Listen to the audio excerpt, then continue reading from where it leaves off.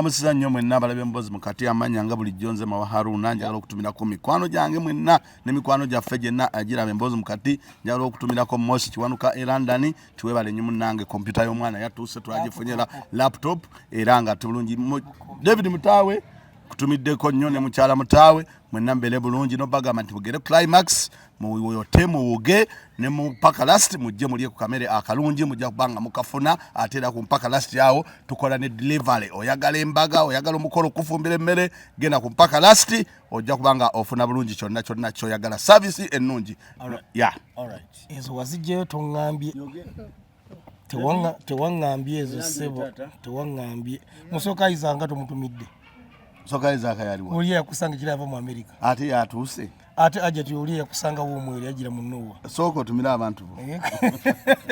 balamusiza maje musinziro kubanga mutulaba amanya nze David kumpromota so kyakusowa kwa zero fano kusija kuswa kwebaza bwana uli dolange enkofira azikoze wazadde bweru wantusowa kuzigula ndowooza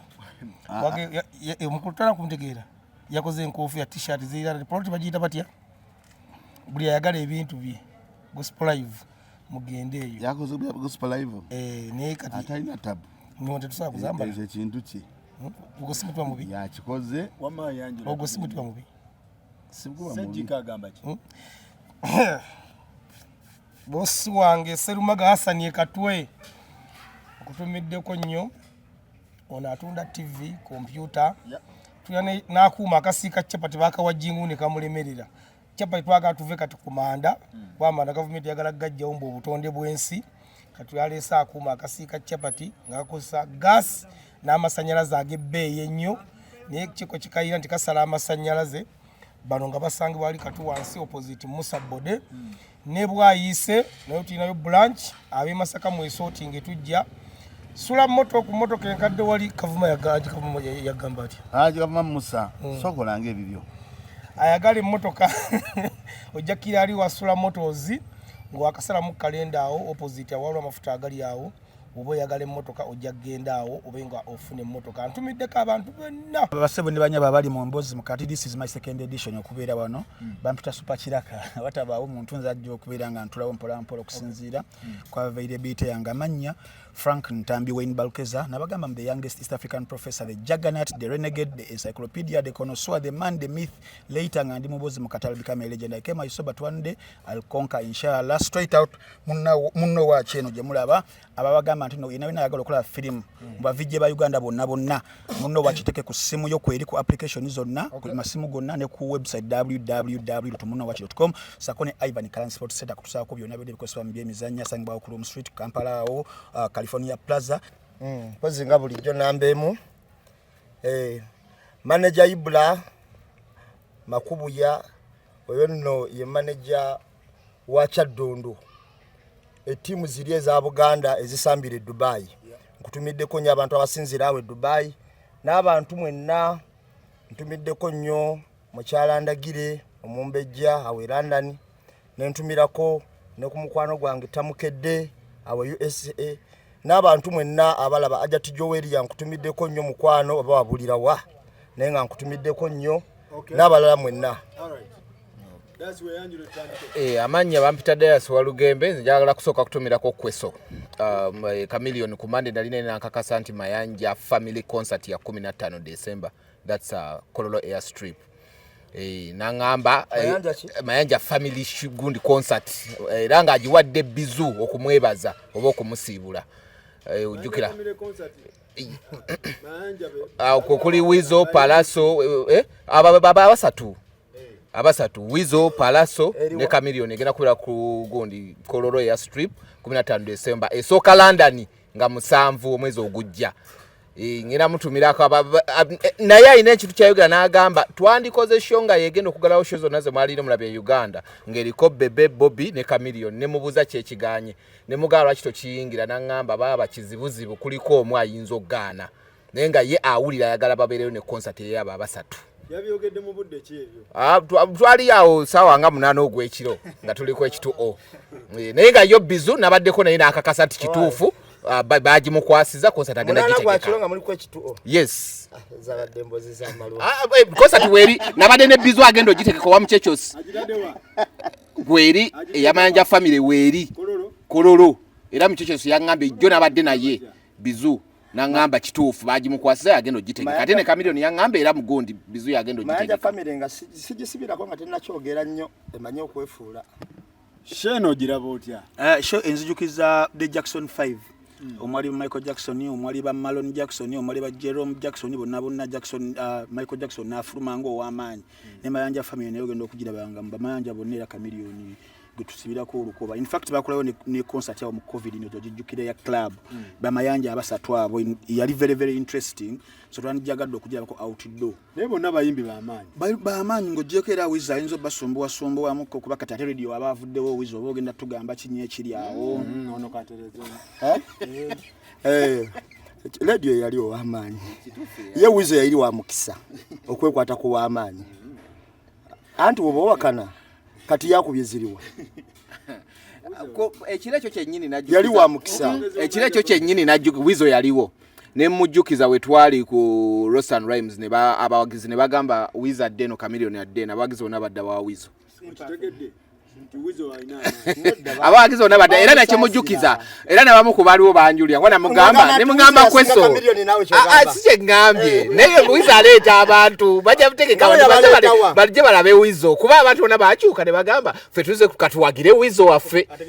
nga Chameleon wali Chameleon ono yadde nono nadde kati gwe kikusumbuwa abantu bajja kulaba Chameleon wabula ne basaasira Weasle oyagala tuga nti Weasle takyaleeta bantu inga wayabaleetawa omulaba ku kipande ki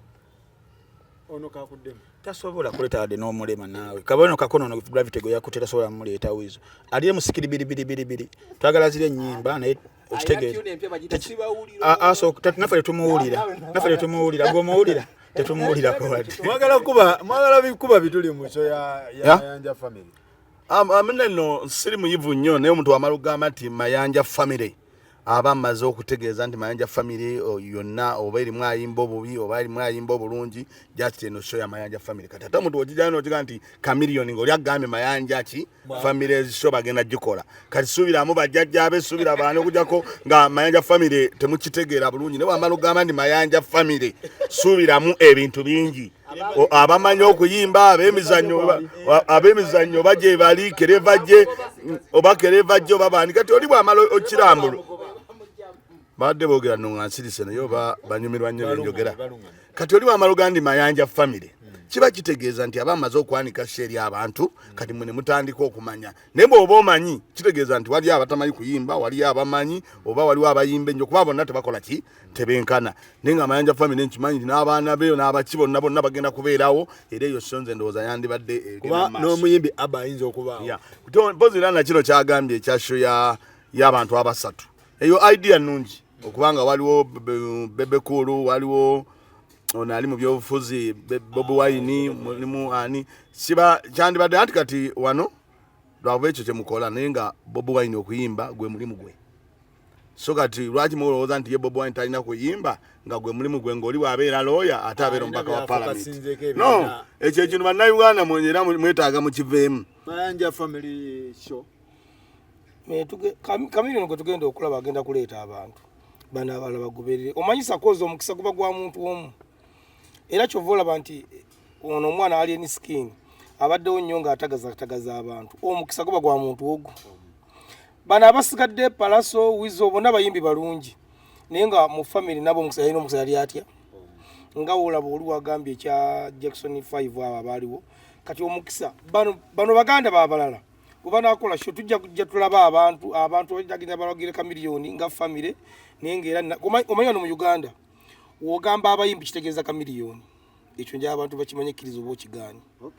kasogamba abayimbi kitegeeza Chameleon kasogamba bategesi b'ebivulu kitegeeza Abetex so ba minister kisiba yimbi mpuliriza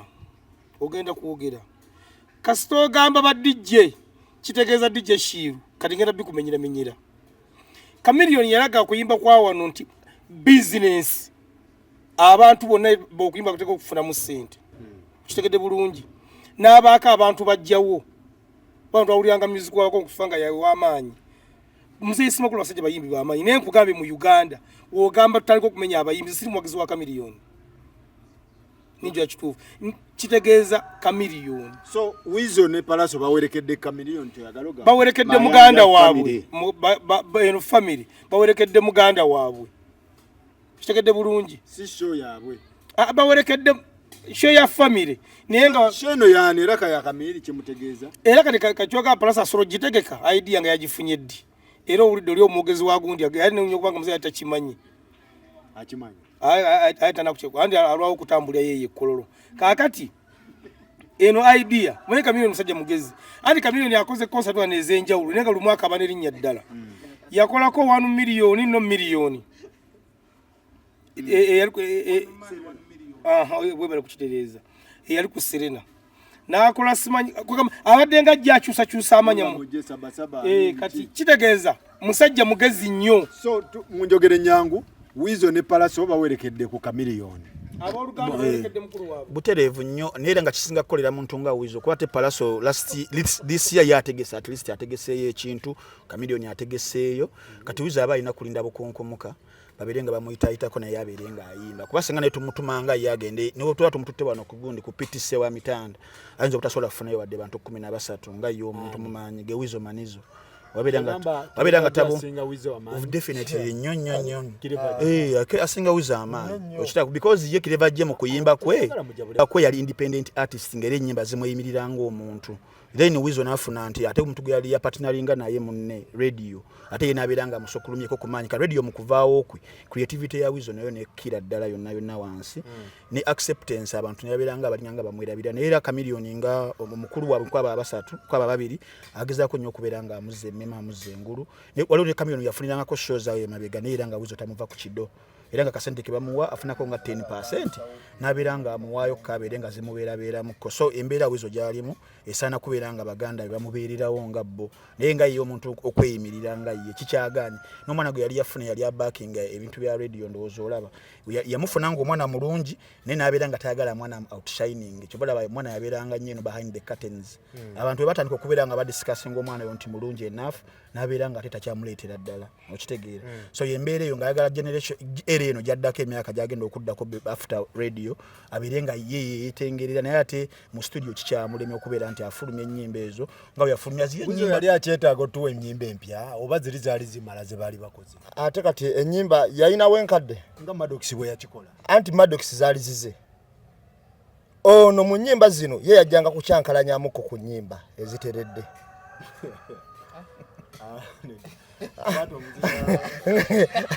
anti wuliriza Weasle teyayinaawo nnyimba zize nga ye ezeyimiridde ku ye okiwulira era ojja kwesanga ng'ennyimba ezo ojja kwesanga nga ezaali zeyimiridde ku ye dayasi wano nga yazimanyi yekka ezibamanyiddwako ze ziri ze baalina kolabo yaabwe ennungi okiwulira kakati ng'era omuyimbi yalabikangako wa talenti newabeerawo n'ow'omukisa eyagwa ku wa talenti omanyi Weasle oyo gwolaba omanyi bagamba omukisa gusanga yeetegese Weasle yeetegeka mangu n'afuna omukisa kubanga okulonda radio yalondera ddala ennamba entuufu era yamubeezawo ebbanga lyonna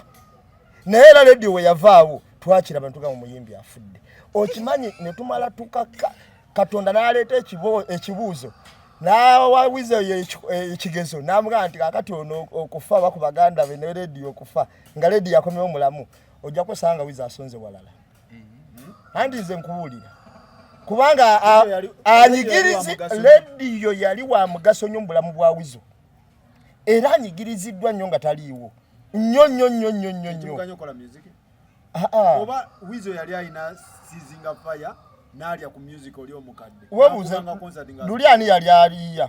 anti bumelodi buli obunyuma mu music waabwe bwali bwani bwali mawanga magatte bwali bwa radio sagala fena tukimanyi ekiwulira kakati abantu bwe batuuka era ngenda kubuulira bw'oteekamu ennyimba za Weasle and radio abantu bakugamba kimu eba neza good life yonna nga ekyaliwamu bagamba ekintu ekyo bagamba omusajja radio yali ayimba bannaaje towulyako agamba Weasle wadde mwali buli lwe bateeka bagamba omusajja radio yayimba bannaaje mujja mutukira nga omusajja amaze kufa okakasa basinga ogenze sakozi ekintu ky'okuyimba kino Weasle yali alina stoppinga music n'ayimba ezo ze baayimba zokka n'atatuwaayo kayimba konna yali alina okubawa naye ekintu ky'okuyimba kino abantu abasinga bwe baba bakyogera banyumyako kinyumye naye ebeera combination ffe twapangisaako Lucky Dube mwami Lutayo yamuleeta naye Lucky Dube yayongezaayo show yaffe ng'atugamba nti asigenda kujja backup wange mulwadde era ne tusikamu show kubanga abayimbi abo wabaawo combination kati mwami Semakula alina abaana be batambula naye ne Nalukuuta bw'atabaawo sheyinza obutamutambulira buki bulungi kati show oba okuyimba kubeera kugatta amaloboozi ago ne gavaamu ekintu ekirungi naawe oyinza obanga oyimba bulungi in fact n'oli eyafa era singa naye yaliwo era naye wandibaddewo ekibuzeemu so kati okuyimba kuno olumu wetuba tukwogerako simanyi oba abantu bakumanyi batya naye nga okuyimba bwe kutebutambula nti wabaawo okugatta amaloboozi kyobola ndi n'ebivuga bitambula mulimu eŋŋoma mulimu keyboard mulimu ki kati ekimu ku kyo ekitabaawo ekimu kifuuka ekiki ekibi otegede binakutambulira wamu so abayimbi abamu kati nga boolaba Weasle bo baali bakizimba bwatyo era n'ogundi singa yafoona aliwo kati walabye nga n'oli kimukosa ono mwami mawalabika yeerabiddemukko oli agenda okufanga yalasa okutandika ennyimba ezinga akoze angel music naye nga zikola zitya nga zikola bulungi nnyo tukikole neera era ono mu video yajjanga vixing Weasle ate lwaki yajja yagenda okulanga mu video yajja buzinga hati video yonna ati agiwa amaanyi ati ombuuza lwaki yajja video yonna eteekeddwa okubeeramu azannya okitegedde bulungi kati gwe kyakutwala mu video ya Nice and Lovely kuzannya okitegedde bulungi ono yagenda okufa baali bamulese ne bamugaa tijjafaana nabubi ate nokujja nalo lwali lutalo bakola batya kati ono agenda okufa oli alesa okukola ekibiina ekiki era yali alina ne album namba nga weri awo naye yatambula etya ng'ekola bulungi nnyo anti wuliriza sakozi mu music kyamukisa bulungi omusajja ono abeera mu ndo nga yanze nagimusangamu naye gwe kyomanyiza abantu ebiseera ebisinga kibagenda nakyo mwami Semakula yigozi we yavaawo n'abagamba nti nze ndi bwogu era endo ng'agikuba okwanaamiriza sente igozi yasabanga abantu omukaga asaba omuntu ogu n'aziyisanamu Weasle yali ateekeddwa okukola okufulumya kyogenda okufulumya Weasle kyali ateekeddwa okukola Weasle alina omwana Frank adayogera ku omwana gwe yali aleese yali ateekeddwa okukkiriza omwana batambula abantu bameka kubanga ye Weasle vakulisi kyawalabuka buwalabukusi byebyo nanti era ye wajja naddala mu video awo akebaka spicy kwate namba ya satetu kakati oli omwana gwe yali afunye omwana yali mulungi nnyo enfuufu gy'olaba efuumu kati yali ya mmotoka omwana gwe baali bagoba so kati baali basobola okudda mu nnyimba zaabwe ziri enkadde ne bazikola video kubanga ayinza okubanga ono omwana talina bwongo buyinza kuyiya kwenkana leediyo bandi badde batambulirawo of course oli yali ayiya kubondo singa yali ayiya singa kati ayiya n'ekikweka tuli yali ayiya kibanga manyi waliwo ebintu bibiri Katonda alina engeri gy'agabamu omukisa Ready and Weasle erinnya lyawulikikanga ye Katonda yakikola bwalo namanya nti kati ono enya iteekeddwa okuwulikika nga oli Maulana and Rain Maulana eriwulikika ennyo kyokka ono muganda wange ono Rain ye muyiiya naye Maulana erisinga okuwulikika kati Katonda alina engeri gy'abalansinga mu kyogamba nti ani ayiiya ku Maulana ne Rain kati ke ka bwongo bombi kakati bagatta bwongo era music ye nayo ojo kunjaganya baganda bitusani kyoyogera bitusani awulikika mu bitusi kati anti manager agula ennyimba naza ne bazuuliriza era kyokka kibula bonna bali wamu kakati otunaabawulira singa omwe agamba nti nze njagenda yinze kubeera nzekka lwajjoka kasante embizi bagifumba enva voltage music eno Katonda wa ekyo music akolebwa abantu abali awamu tosobola kukola music era ono kyayogera ekituufu nti oli yali ayiiya naye nga nebyayiiya waliwo alina obiteeka mu nkola ekyo kyemuyina okumanya kyobalaba omuyimbi ayimba oluyimba n'awandika ebigambo bye naye ng'ate tasobola bikuba n'agenda gundi n'amuteramu ebivuga era n'amanya bano tujja kikuba bweki music akolebwa ttiimu nga bw'olaba ttiimu y'omuki y'omupiira abamanyi music ekyo bajja kitegeera nti music akolebwa abantu nga muli wamu n'ogamba kino kikolebwe tuli kino kikolebwe tuku gwe gundi yita wano kyova olaba waliwo era mubaamu amaloboozi nto n'ayimba alto oli ayimba soprano ono ayimba tena ono ayimba kino so kati we mugatta kwe kukola music ekikola music kyekintu okubeera awamu ne mugatta amaloboozi ebyuma ne bigatta amaloboozi ne muvaamu music bino ebisigadde tujja bibuuza manager wa Good Life yenze yes so kyembadde Good Life teriiwo ekigambo weekiri kyo kisobola obbaawo ekigambo naye Good Life kyekitaliwo Good Life management Good Life crew tewali kiriwo ekigambo kyekiriwo Good Life tolina gosobola sangayo wadde okitegeera kuba naye Weasle kennyini era naye ajja shayingawo agambe nze sinagendaga nga talina kyagenda kubawo naye mu byonna byonna mu byonna byonna omwami kyenzikiriziganya naye tosobola obukinga ani era akole kyera ayimbe bwera ayimbe ki oba kitegeera tekisoboka naye kyembadde ngamba nti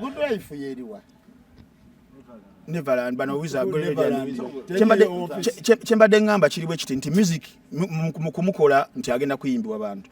ekintu etteeka eritawandiikibwa nti artist alina kubeera independent kyobola buli duo gyolabye oba buli group gyolabye buli band gyolabye kituusa akaseera abamu ne bavaamu ne bagenda ne beetongola wetuba tuzeeko ku obsessions tugenze mu Blue 3 tugenze ku Chakademas and Pliers tugenze ku Casey and Jojo tugenze ku Outcast and 3000 ne Bad Boy okitegeera wona kimaliriza either kisaanyeewo oba omu kubba akoze eki asesetuseemu kuba mulimu ebijja mu maaso nga temwabiwala mu kutandika wano omu agaggawadde nnyo ego zigenda kujja drum omuyitirivu in fact ne Good Life ng'ekyali nga bakyakuba era bafunangayo buli weeks oba nga 3 nnyanga bakyankalana era radio waliwo yagambiranga Weasle sabo nsobola okulekera wano gwe okitegeera era bakyankalanamu konambubya n'olimba tukikole neera mwe mwali mulooza lwa mukwano era luyimbira Weasle bali bamaze okugiramu naga tuddemu tukikole ne tuddemu twegatte ekitegeera so mu mbeera eyo radio gwe gwali omutwe era mu zona bands oba groups oba duos enjogera lead single yabawa mugaso nnyo katolabanga band ya Maroon 5 singa Adam Levine tabeerawo tewali kisobola kubeera nga kitambula nenga mulimu abalala abalimu okitegeera yes ne Blue 3 wagirabirawo Jack Chan Lilian Mbabazi bali bamaanyi nnyo ne voltage music ani bwongo tewali alina bwongo kuba bonna era batuwa waliwo ekintu ekibuguumirize kye batuwaako okibane kiyitamu ati kati bali ludda teri akyateekamu kati kati sawa zino bali ludda they are nowhere to be seen yet emyaka bamalako mitono tumalirize Weasle alina college Weasle because I believe in Weasle alina music Weasle kyalina okukola uliriza Weasle kyalina okukola kiri kimu kusaba nnyo ku maviivige ebintu ya federation bikole ali kasente kenyimbe enkadde agende mu kyala alimu oba abeere ne ku farmhouse yabeere eyo okitegeera ne in terms of creativity wano mbagenda kudda watu abeerenga Weasle oli kiyinza okugaanamu ola factors ezo psychological ali drained munne yamuvaako ayinza obutakivaamu mangu nedda mulimu abantu abamu batamovinga on ng'akulagira signs zonna Weasle fitu musanga awo ni musajja ng'ali waliwo namusanga awo ku gundi bagitate eri kololawe ekesa paka ku macha waliwo yeyedde gye bali Casablanca musajja watu sawe moyo okumachanga ali maziga akaba kyokka alina bimama biri wano ne mubuuza Weasle kiki nangamba radio ninga wayise emyaka ngemeka okitegeera so kikomawo ate ffe mu Africa tutegeera bintu ya mental health radio ya twali tulina okumukwata oyo Weasle ne tumutwala awantu ne tumubudaabuda n'abasawo but it is very expensive nabeerayo emyaka ngesatu ng'awummudde because it happens as a creative Weasle yegatte ne JB kati gwogamba okutwala ye atwalika okumugamba omuwabula n'obuwabuzi n'omugamba nti osaana kati kutwalika oba kubudaabuda aba ayagala kukuba bukubi Weasle tali ku drugs Weasle musajja tali kuki wakomadde mulabuza supplier buza supplier gwe sawa agiriko naye kyenjagala omanye ku Weasle radio yavaawo mu kusooka lalooza ajja kikola at first kwa abantu balina sympathy eri ya radio nga bagamba bambi Weasle asigadde atya naye ate alina embeera gye yeeyisaamu awo wakati awo abantu ne bamuviirako ddala so Weasle takyayinza kuyiiya kipya okujjako mpozi ng'ennyimba ezo aziinako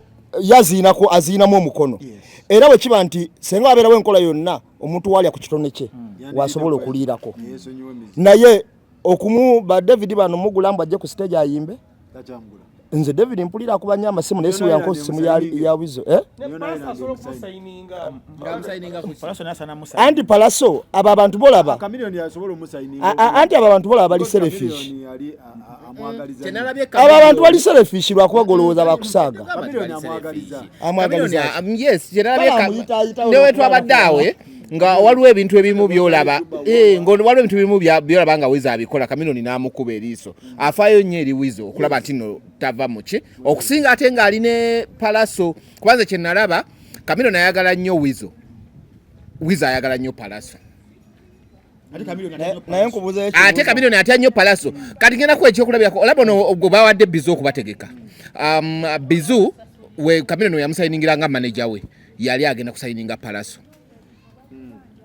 Chameleone najja namugamba no njagala obeere manager wange kwe kukyuka kuba baali baludde bonna kati mujjukira gundi Humphrey we balwana nayo kyekisaati ekyaliko Fring Fire we balwana baali wa Bizu bonna ne basooka beekubira eyo eŋŋoomi naye kankubuze ekibuuzo Dayasi kambuze Chameleone ayagala Weasle nti gwe mutima guli gwamwagaza nti kati ali bulu amwagaza ayitewo oba kubanga nze nalabako ng'abantu abo bakyali babiri ne radio nga Chameleone alina nayitawo ku dancers DJ yakuba oluyimba lwa baledi yabo n'alukuba nga Chameleone wali n'asituka n'afuluma awo yali bali bakyali mu competition yaki ate awo teyali Weasle kitegeeza Weasle watopinga Chameleone abatamwagala kati amusaasira waneeno lwanaku Palaso ayagala nnyo Weasle kubanga nze mbaddeko ne Palaso emirundi egiwera ng'esatu nga mutwalidde emirimu naye ng'agamba lwaki abantu bongeza ku ssente n'oba nga baguza Palaso ne Weasle emirundi egiwera ng'esatu kati simanyi oba ne Chameleone akikola kuba era waliwo netuwa gye twakolako awo promota namala okutuukayo Palaso nange agenda omugambe aseeko ne Weasle tukole Mayanja family waliwo nesutu tugenda okukola ngera eyo idea Chameleone gyalesi tagifunye leero waliwo omusajja ali eyo Kasese yali egenda kukolebwa nga basatu era family nga weeri awo naye nga esooka baali baagala gikola Kongo ejje Kasese era Chameleone n'abeeremesa ssente ne zigaana okukwatagana naye era omusajja bajjawo Chameleone ne bassaako Weasle ne tukola tuwe ne tukomawo so lwaki mbadde ngamba nti ne bafulumyawo kati okuba nti Weasle wansasega yafulumya Palaso mu mmotoka n'agimufulumyamu nga tuliyo mu kkubo n'amugamba fuluma so kati nze ndowooza nti Weasle singa bakwataganye ne Palaso ne bafunayo omuntu emabega omanyi ozo family tewabulwa kati singa Palaso akwatagana ne Weasle ne bafuna omuntu nga asobola okumuwa ekitiibwa nze nga tibasobola ate okukola nga bali babiri. Alright, ndowooza tugende mu nsonga endala tugende mu Mayirungi tugende ewa Gudo tata wa Gudo agamba nti ebintu bino tabikola ki tabitegeera bye bayisaawo baliyeni ne tata wa Gudo ono story kyembe ebintu bye biri kuki ekisookera ddala tata wa champion Gudo aliko omuntu amuwa amagezi tata wa champion Gudo ali ku control ali ku remote ali ku script y'omuntu gy'asoma omuntu oyo nagambibwako nti ali awo naggulu awo okitegeera gye nagobwa olw'okuba nti no nateekawo embeera egamba mbu n'ensonga eno erina kubeera bweti talina kubeera bweti kati mu mbeera ezo aliyeni baamugaya nnyo manyi bagamba nti amanyi g'olujegere bwe bugonvu bwalwo aliyeni mu kujja mu ntalo zino zonna baali balina bye baagala okukiwunzikira naye ne bigaana okusookera ddala nga nkuzizo Jessica Priambo katono nnyo brief olutalo lwasookera ddala olwagala omuwunzika lwa people power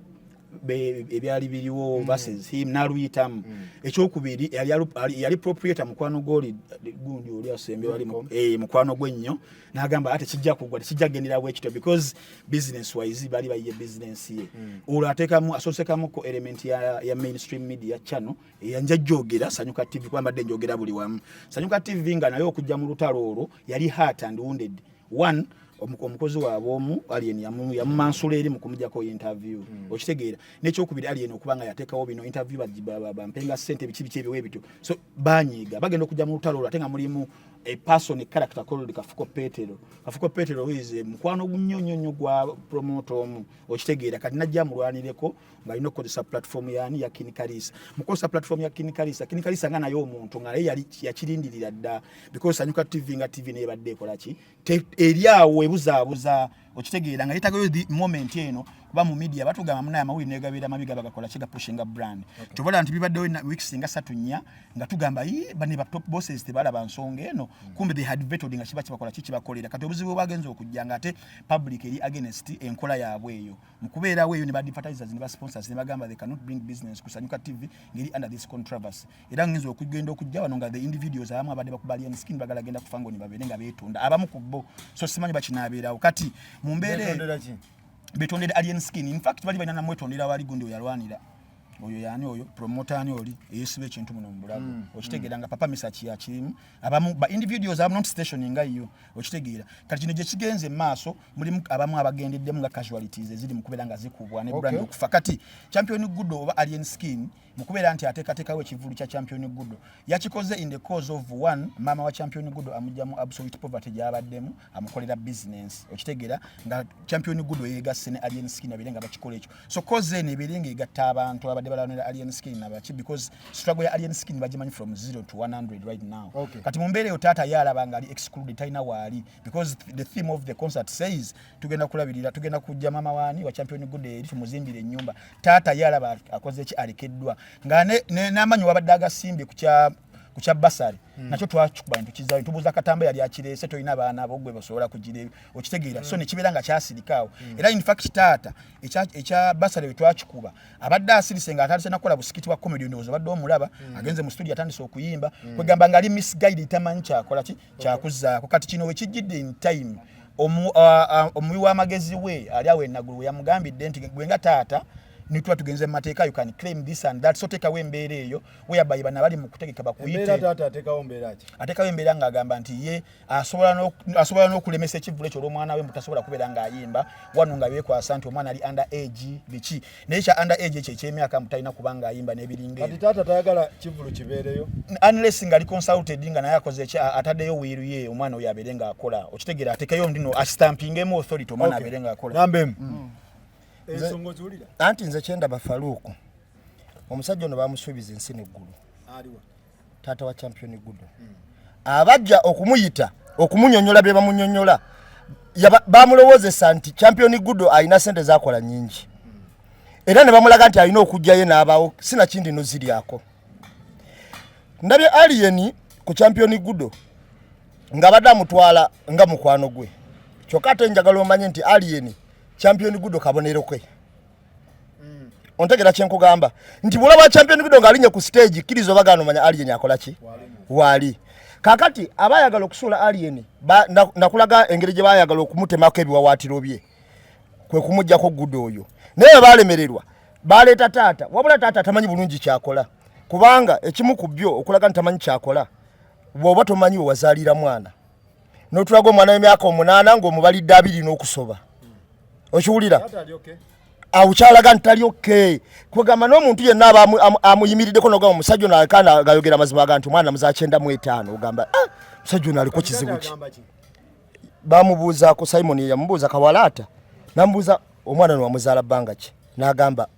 mama namukwana 96 ye ne muzaala 95 kakati bw'otuuka omuntu omuzadde ngo yayogera ekyo ogamba omusajja naye tali ku kizibu bulungi kakati ate bwaga nti abaana bano yabalekawo bbanga bweriti ate era akomyewo kati olwaleero muzeeyo ono kyaliko si kye bayita nti ayagala omwana we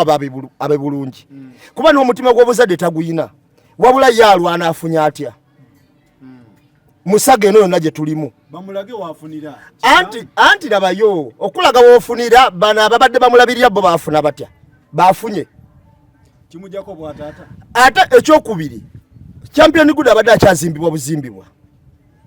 okufuuka kyalina okufuuka kubanga David omugwentera okuwulira nga asayininga alien nga amutwalira gundi zabaagala siwulirangako ng'agamba nti baagala alien ne champion Gudo baagala alien yekka wabula champion Gudo amutwala ye ng'ono gwagamba nti omuntu wange musitula okiwulira ya mutwala ng'omwana gwasitula kwagamba nga taata wasaba waafunira ku kivulu kyaba mu kyamu ku kivulu lwaki taata ajja kukivulunga wafunira lwaki teyajjako emabega wali eri ng'omwana yasula njala ali mwala n'agaba banne musula muti enjala omanyi okuliko omwana w'emyezi 4 n'okumunga alina emyaka 8 naye nga bw'okomyewo kyenasinga okulaga Faluuku omusajja ono senga bwe yakomawo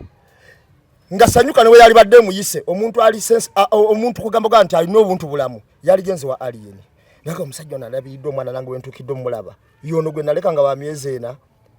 bano bampise wesenga iri mugezi yali kutte n'ava wali eri n'atagenda ku TV n'atagenda ku kina agenda yaganso ensikalo omusajja ono ekiwulira Tata wa champion ayagala laba wafunira ku kivulu kino kyemutegese tanatuuka kufuna kuba waba yalemererwa ye kennyini okwetereza ng'omuntu tannatuusa yayiwa mbuyi nadduka first of all asula wa maama we tata wa champion Gudo asula wa maama we asula wa maama we yagata asula kupangisa ng'ewaabwe weewali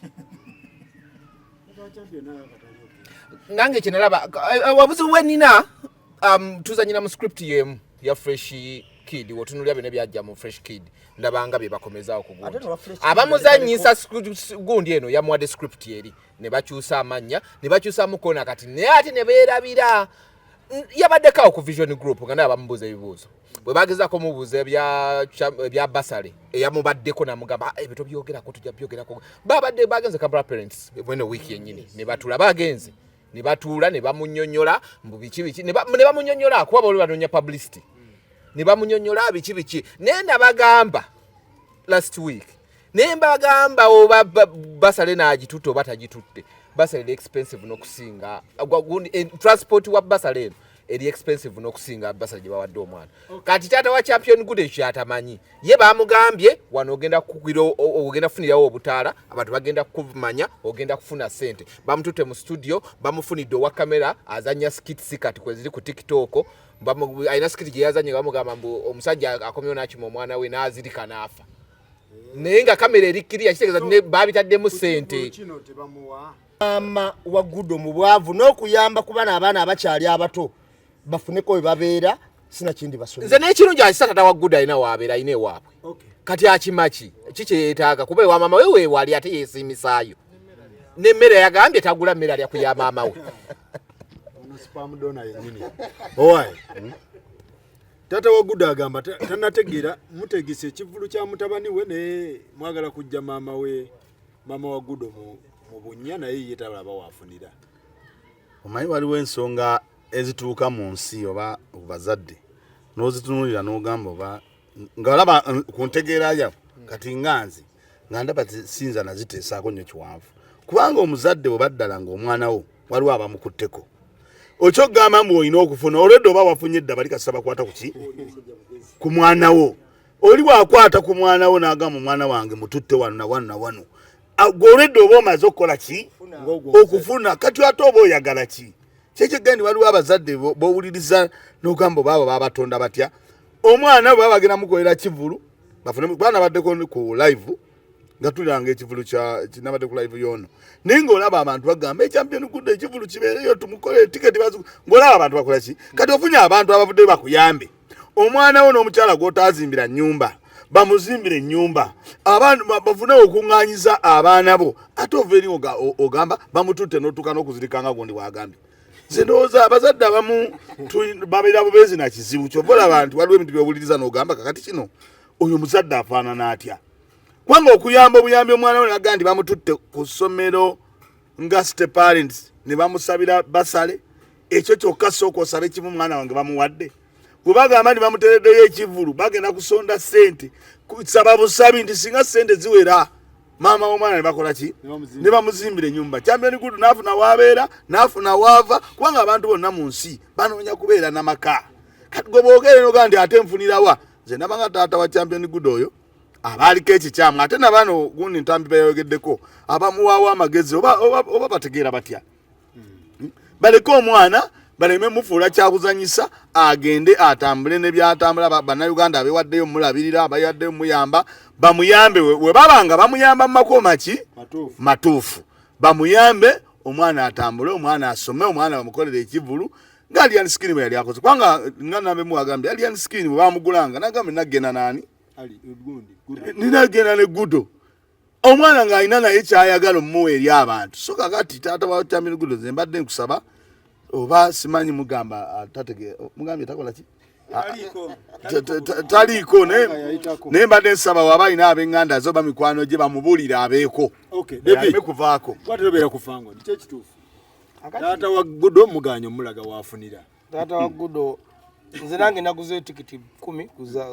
okuyamba champion Gudo era nze ngenda kuba nzigaba wano ekisooka das kyagambye nti taata wa Gudo afuna asula wa maama we eyo sinsobi okusula ewa nnyina kuwaabwe oli aliwaabwe ate asula maama wange kiringa oligamba nti avuze emmotoka ya mukazi wo wadde avuga ya mukazi wo ogwo si musango ekyokubiri ani Frank Ntambi agambye waliwo omukwano gwange simutegedde obaani kuba fana twogera mazima okay kakati njagala abantu bakimanye Abitex tabangako mu lutalo lwa alien skin okubiriza nyenda kwogera nenda munani togenda kwogera kasoka yogere bibi njagala okirize ya lulimi kasoka yogere bibi Abitex solo yali alina alien skin bali wankwachu festival kujijjayo bali mu business tolwa business otolwa alien skin ne mukulu Frank Ntambi agamba olwa people power alien skin bamukubira mu muzannyo gwe ekiwa kitugamba kinakyogera dda bamukubira Abitex tavugamba nko butikitoka yenna nti mukuba alien skin ekyokubiri bano baganda baffe bano abalala abagwa mu kategori ya Frank Ntambi bafunamu obuzibu ne TV zabwe gye bakyala zibambi naye babeera bazikyalako zibeera nnungi nze Frank Ntambi namuwulyako nga awaana ssanyuka kuba zibadde ndi mugoberezi we nnyo abadde agiwaana nnyo era nga tagivaako kati agikuba agamba ki mbi kyenka nti bo kasa TV zibagoba zibambi TV yamugobye era nze mwewunyizza ng'agamba nti sanyuka eyo mbi ne ngamba eno kati efuuse ekyo ne TV zaso ayinako mutawaana naye wenzira ku mulama gwa champion Gudo ne taata we taata wa champion Gudo ono fano kiroga akiri ekintu kimu kifaanagana waliwo omuzannyo gwe bali mu kutambuza wano wano yerandise okuyimba kati yeyita afirigo champion papa afirigo afirigo oli yali fresh daddy kakati tegeza nanyini script yona ali omu agizanya ekyewuunyisa mu bintu bino omusajja ono bamukozesa essubi wali awantu awa nze okuyimbako simuinako mutawaana wabula ekintu kyali mu kukola wano ali mu kutogera ekitone ky'omwana we future y'omwana we mu maaso ali mu kugisaanyaawo wano kubanga alien skin ajja kwetamwa kugamba yenyiwe agambe naye omwana bamazeeko emirembe ko ekisooka nti bazanya akazanyo ne kayitawo bulungi kanati baleka sho y'omwana ono esooka egende kuba ekisooka muzeeyi ongamba nti oyagala kufuna ki essaawa ya leero taata wa Gudo wabanga ayagala kufuna atya kyekibuuzo ekiriwo bamuwa tikiti atunde ayagala afune percentage ku mwana we kuba Gudo si muyimbi era abantu abagenda okuyamba champion Gudo tuyamba kuzimbira maama nnyumba era Gudo agenda kujanduza ku stage hayimire yecyange kyangaawo ennyumba egenda esituke kati ze nandoza ntana kyo kyani muyambyeko nave wa maama naddayo wa mukyala we kubanga bagenda kwa bazimbidde kyasi gyakyayina nti muzazi mulungi adde mwazaale olwa oli abadde azaata ina wabateeka nga azaala aleka buleseeyo kyokka ate wano afunye bagenda okugenda nekira nti ono omwana akyasobola okusika baganda be bonna abasigadde abali mu mbeera embi ne bafuna obuyambi naye nja kusaba TV zino kyezikola si kituufu omanya akivaamu yakiyita ekyato nze nalabanga Keizi wano ng'afiira ku bayimbi ne mugamba Keizi togenda nkwedde musasula yadde omuntu backups wa mitwalo egyo wa 10 naye ng'okuba omuyimbi mufiireko sanyuka eno ndabye ekubye omwana oyo oba yagaana kubayimbira oba yagaana kukola ki nze simanyi anti sakozi batukana okuleeta abazadde b'omwana oyo nga si batuufu kugamba nolabanga TV eyandibadde ebeerawo nga eyamba omuyimbi ate esuula musuule kati ne weebuuza industry eraga luddawa naye nze nja kusaba buli muntu yenna gyali ayagaliza champion Gudo ne maama okubazimbira okubajja mu mbeera eno gye balimu muwagire champion Gudo mugule tikiti nange ngenda gaba tikiti 10 kubanze naziguze. All right. Waliwo ne TikTok yavumye mama wa Gravity. Yiba nange.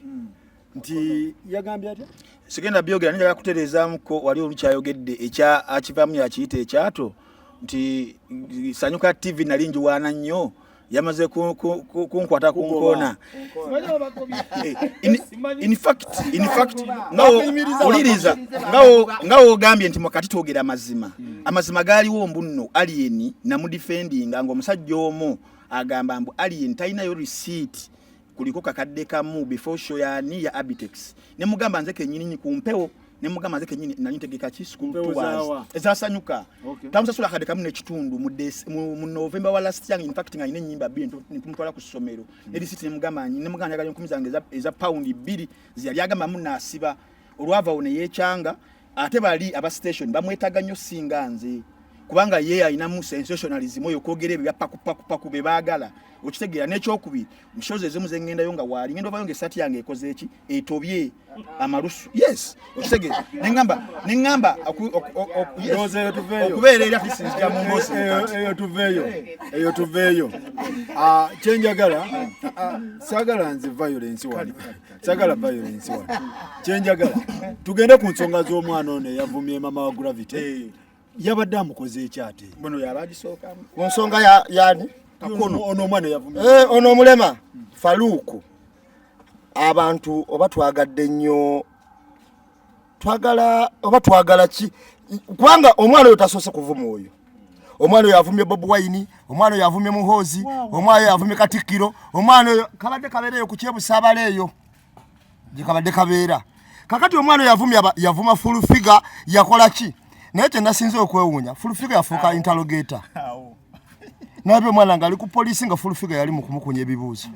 akola ku poliisi kati naye ekyo sijja kigendako kansoke nkirike naye Faluku omwana oyo ayogera ebigambo ebibi ebigambo ebyo ffe twabyerekeza tuyinza biyisa ku mpewo ya mukati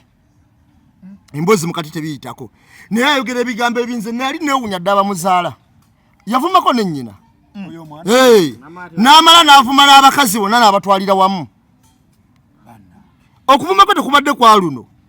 abadde avuma nnyo era ekyayambye nti omwana oyo bwe yavumya mama wa Gravity abasirikale de bamunoonya ddanga kesi nyingi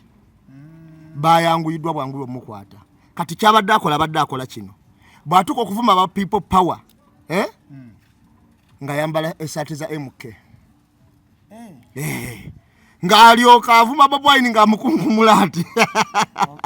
okiwulira kakati ng'olumu bano besetting omukwata baagaba bwaffe oba oli awo ng'eggaali agitadde mu mama fiina oba oli awo nga yajambazizza olwayambala zakyezo kakati bano era omusajja yadanyonyera yagaye nti netwesikasika mu netugamba oba kati nembuuza waliwo abakkiriza obuvuma n'abatakkirizibwa okiwulira omusajja yadanyonyola naye abantu bonna abaagala content na biki byonna ebyo bye bakola ng'okola wakuvuma kifu kubanga at the end of the day omwana ono bamukutte nga teri side emuwolereza tolabanga ba TikTok olumu babeerawo ku muntu waabwe ne bagala nti ono bambi bamukutte mumute omwana ono bamukutte nga buli muntu agamba bamusibe ayige ate ngenda kubuulira Faluku katonda ndowooza entegeera yo beekubisa wetulowoleza emirundi emeka sinza na kutegeera omwana ono taba kuba mulema nga n'akakono baakatemba kukwaya mutonda mulamba nafuna accident ne kutuka kwa mukono naye omwana ono envuma gyavuma nga afaanana bwatyo mbulema bwe ate abeera kuba mulamu yalisusse envuma gyavuma mbulema bwobwo Faluku anti nze oyo omwana mbadde ntunulira peje mbadde sijiwanja obudde naye nga bwe ntuukawo navuma ngamba bannange yavumye mama wa Gravity gwe tebereza omuntu atalina kyakoze n'ogamba mama wafaanana bino oli yaleese nnyina waani yaleese maama we okiwulira ate nze ne mama Gravity samulabyeko kacyamu konna samulabyeko kacyamu konna okiwulira nalabye mukazi anyirya bulungi yafaananyo n'omwana we okiwulira kati nawe wukiza ne mbuza omwana ono kati kye kyasinziddeko naye akamanyiro kabadde kasusse kiwe n'ekyokuyiga abantu abalala abagenda bavuma abantu sitayire eyo waliwo abantu bangi abavuma abantu babawaddaawo bataddeko pressure ne batekako nani waliawo pressure waliawo ku TikTok naye muvumi mulungi era buli amutambaala amuddamu bulungi naye waliwo kakati naye nze abo bonna abatalina bakukwatibwa nze ndowooza bakyuseemu abasobola okugyayo content bamugjeyo ate ng'omujengo already butambula ng'ojjayo ekintu kye wataddeyo abeera nenya relevance ebiseera ebisinga kuba bamututtewo nga bakamukwata bamututtewo mama Gravity n'amutunulira n'atulika n'akaaba bamutuza ku polisi nga banoonya bamuyimira ne bamugamba kubira maama we n'agamba mama wange mukadde tasobola kutambula kujja nga tewali n'omwaliwe ku ssaawa eyo n'abadde ne DJ Jasmine jjo ku makya twabadde ntinda ng'alina adiiru gyasayininga eya festival n'aŋŋamba singa afuna chance n'agendako ku polisi buli wa polisi ali ku musango agenda muwa akakadde omwana oyo bamusibe diyite mu bbanga lye baadde bagenda okukola kyomusiba teri azanyira ku maama wa muntu tewali alina olukusa luzanyira ku maama wa muntu oba maama yenna kuba oyo omwana ekyewuunyisa tavumye bamaama b'abantu bokka n'owuwe yamuyisaamuko eggaali yagamba abakazi bonna kireka ne maama we yamutwaliramu naye nga maama we mukadde bambi baatuse n'okumugamba ayite maama wajje n'agamba maama wange tasobola kutambula mukadde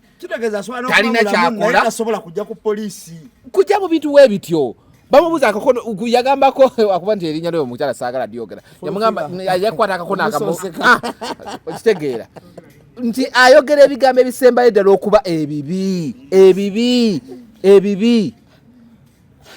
n'omubuuza ofaaki n'ensi nga takiraba naye oba ekintu ekyatwala omukolo guna tekyaleeta ekyo omanyi bagamba ekintu kimu ekikuvaako kina kyekireeta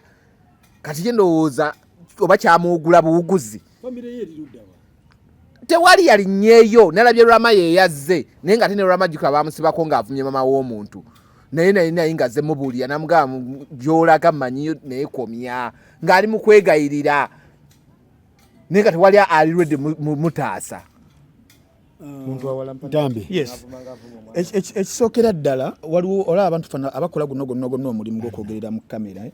bantu emirundi ng'esatu waliwo ffe ba analysts ba critics nti Emboozi mu Kati mufuna subject ne mugimenyaamenya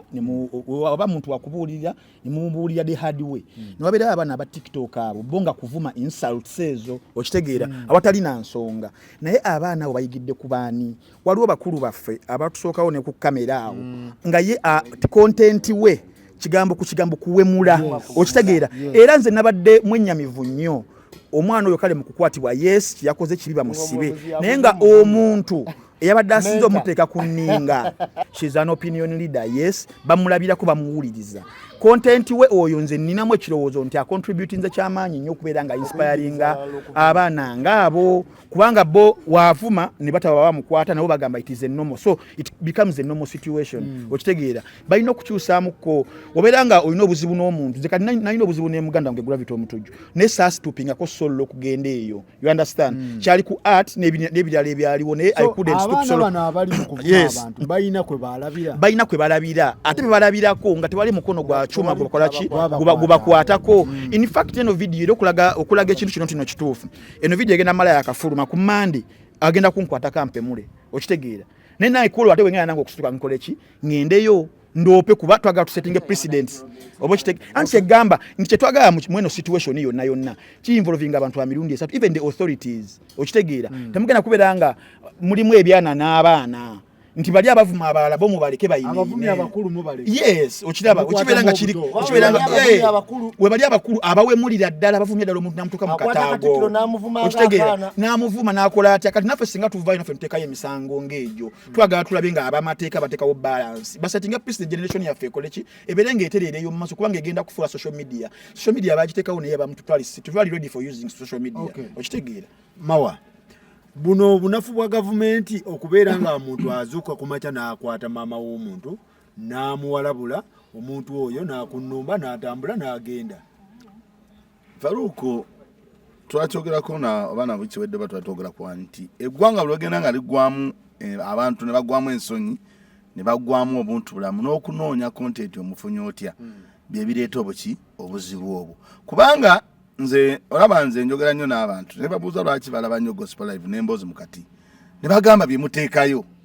Kubanga Emboozi yaffe era bw'abasirikale era bw'abaki buli muntu yenna agiraba naye ne woba ogamba omuntu omugamba maama ogulabitayo baba yabadde ayina ekikyamu n'ekisaamu ate tolina muvuma buvumi oba okoze kiki kikyamu gwe kyamulabyeko beera n'obwongo bwo bukuwe engeri gy'oyinza okimwogerako naye ate okimwogeddeko mukola ki mu bubi mu kumuvuma. So nze ndowooza ekisinza okuleeta embeera y'abantu bano abantu abasinga beetunuzaamu essimu zaabwe ezo zokka oba kamera. Kati abantu bafuna ekizibu ekyo nti adde eri n'ateeka ndaba oba kamera baziteeka ku bisenge simu balina baziteeka awo n'atandika okwogera ebintu bye nga teri yenna aswamu kuba ku mukono jjukira olumala n'abita.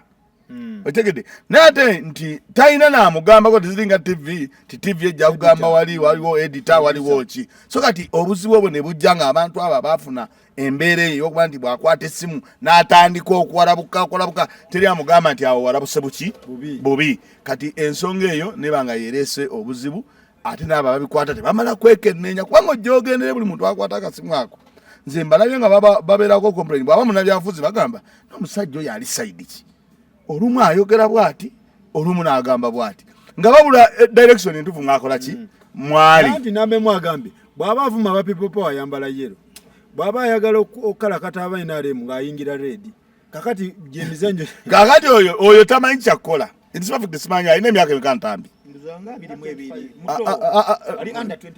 kakali ne generation yennyini mwekolera teri asobola kukola ki buvunanyizibwa bwani okutereeza gundi abantu bano. Kakali